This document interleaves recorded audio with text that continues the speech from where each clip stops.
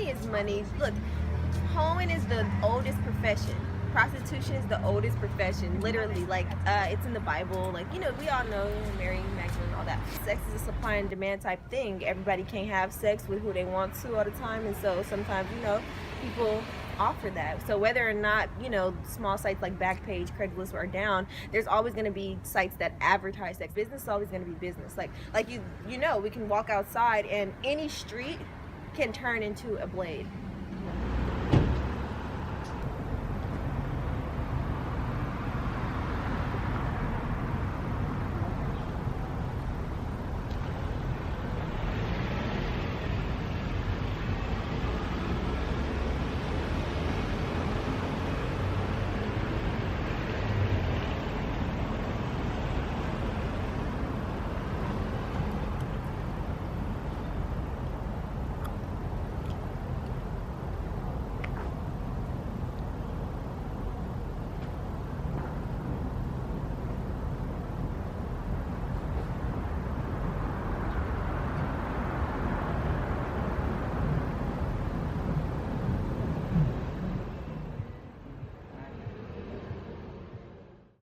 FOSTA SESTA is a law that was passed in April of 2018, and it changes the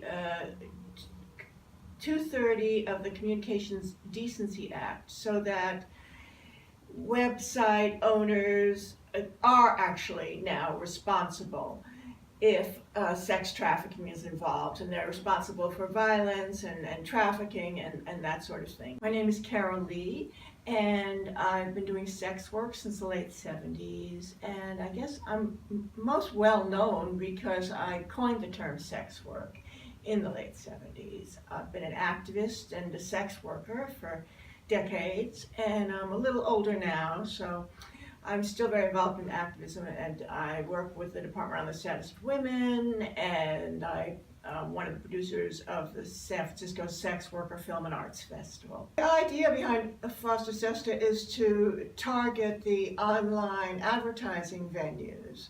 So I think under the theory that the venues themselves are responsible for abuse. They've been an activist for quite some time, and I know that there have been theories that prostitution is responsible for the abuse because prostitution is bad. And then, many people say it's how women dress that's responsible for their abuse. So I think that this FOSTA SESTA is really just an extension of victim blaming. My name is Minush Kandel. I'm the Women's Policy Director at the San Francisco Department on the Status of Women. And my job here is to work on policy issues around violence against women, and particularly domestic violence, human trafficking, and sexual assault. FOSTA was enacted to address a very real problem, which is that there are people who are being trafficked online, including many people under the age of 18, children and minors who are being trafficked online.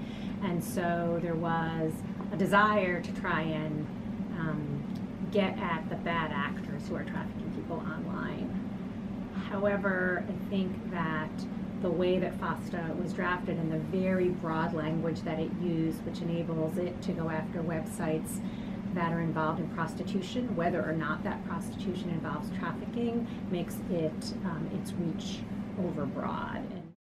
Cutting off these venues is about limiting the prostitutes' ability to screen clients and limiting their ability to function so that they can create a safe working environment. So FOSTA SESTA makes sex work much more dangerous, increases trafficking and abuse, and places individuals on the streets because there's more pressure, you can't advertise, it's harder to work indoors, harder to get clients. So there's so many reasons why FOSTA SESTA is harmful to sex workers. I don't understand on the whole taking away the directory. If a criminal goes to the yellow pages and they pick, or the white pages, and they pick someone whose address is there to go rob, do you shut down the yellow pages? Or do you shut down the white pages? That makes no sense to me. It really doesn't. They're attacking the wrong thing. My name is Kiara Rose. I do mainly massage and domination because I love the ritual. But I'm not against whoever wants to just drop their pants and fuck, that's their business. Trafficking comes from poverty. It does not come because a sex worker is doing her thing. She has no impact except to maybe keep the calm. Because some people, if you take away their sex workers and so forth, they might not be so nice.